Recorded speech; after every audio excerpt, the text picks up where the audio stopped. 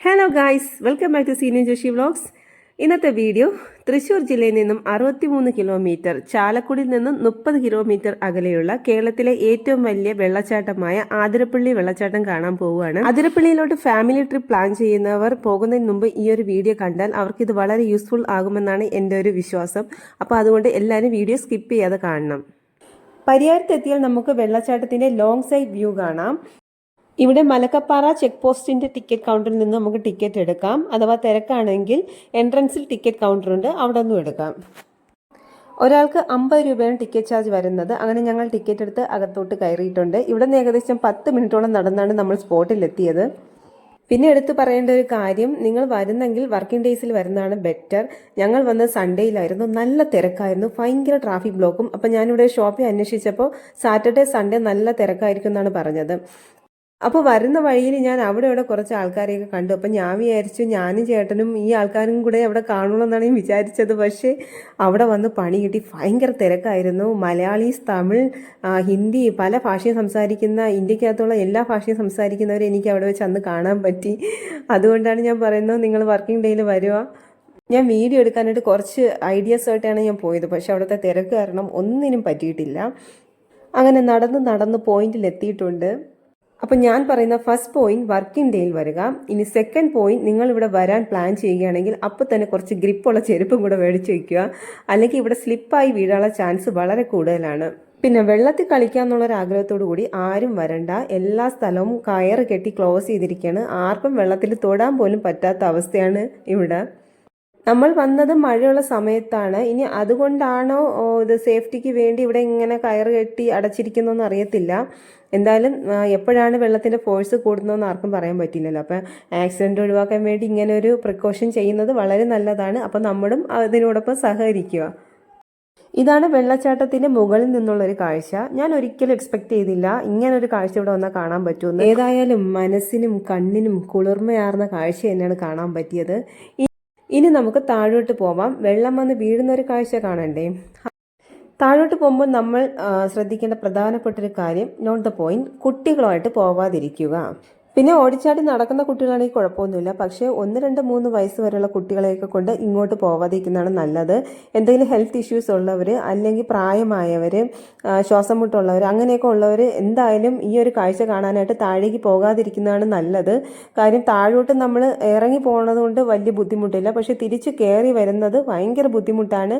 ഞാൻ വളരെ കഷ്ടപ്പെട്ടാണ് കയറി വന്നത്. ചേട്ടാ ആദ്യമേ പറഞ്ഞതാണ് താഴോട്ട് പോവണ്ട, ഭയങ്കര ബുദ്ധിമുട്ടാണ്, തിരിച്ചു കയറാൻ പറ്റില്ല.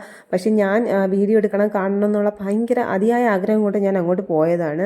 തിരിച്ച് കയറിയപ്പോൾ എനിക്ക് തോന്നി അയ്യോ ഇറങ്ങണ്ടായിരുന്നു എന്ന്. അപ്പോൾ എനിക്ക് കിട്ടിയ പണി നിങ്ങൾക്കും കിട്ടാതിരിക്കാൻ വേണ്ടി ഞാൻ പറയുന്നു. പിന്നെ അത്രയും ആഗ്രഹമുള്ളവർ, കഷ്ടപ്പെട്ട് കാണാൻ ആഗ്രഹമുള്ളവർ പോയി കാണുക.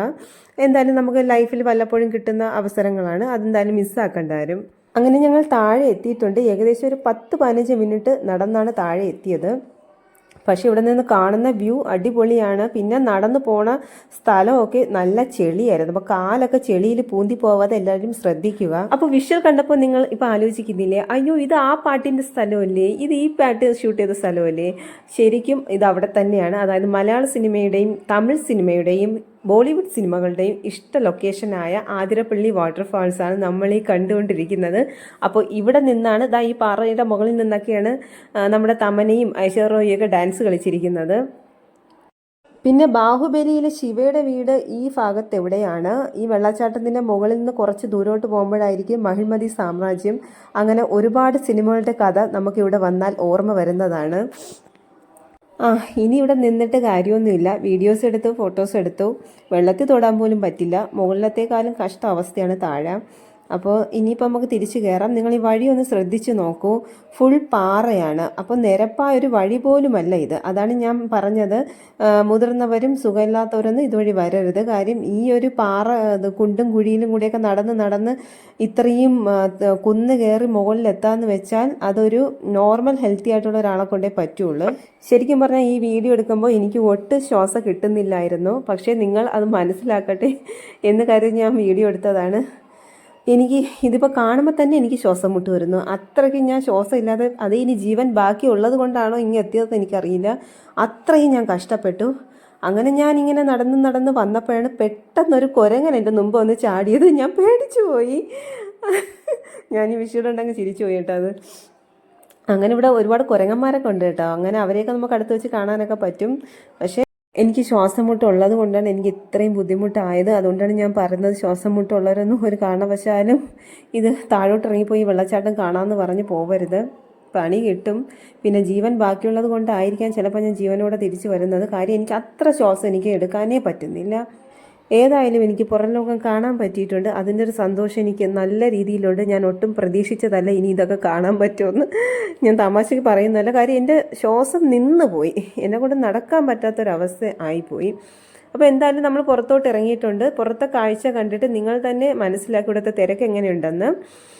അങ്ങനെ എൻ്റെ ആതിരപ്പള്ളി വ്ലോഗ് വൈൻഡപ്പ് ചെയ്യാനുള്ള സമയമായി. വീഡിയോ ഇഷ്ടപ്പെട്ടവർ എല്ലാവരും ഇപ്പോൾ തന്നെ എൻ്റെ ചാനൽ സബ്സ്ക്രൈബ് ചെയ്യണം. പിന്നെ വീഡിയോ കാണുന്നവർക്ക് ലൈക്ക് ചെയ്യാനൊരു മടിയുണ്ട്, അതുകൊണ്ട് എല്ലാവരും ഒന്ന് ലൈക്ക് ചെയ്തേക്കണം. ഒരു ടച്ചിൻ്റെ കാര്യമല്ലേ ഉള്ളൂ, അതിൽ നിങ്ങൾ പിശു കാണിക്കണ്ട. പിന്നെ കമൻറ്റ് ചെയ്യണം, ഷെയർ ചെയ്യണം. അപ്പോൾ പുതിയൊരു വീഡിയോ ആയിട്ട് വരാം. എല്ലാവർക്കും ബൈ.